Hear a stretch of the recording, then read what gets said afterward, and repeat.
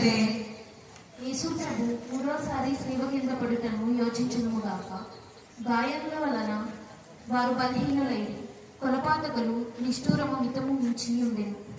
కర్తకు కదులుటే కష్టముగా నుండెను, తీవ్రముగా నడువుట వలయమని ప్రాణువులు తొందర చేయుచుంది.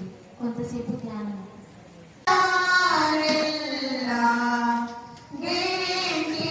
ఆవేదన పొందిన వెనుక ఉపద్రవం వలన పీడింపబడి శరీర భారము కృంగి తల వంచి మరణించటను ధ్యానించముగాక.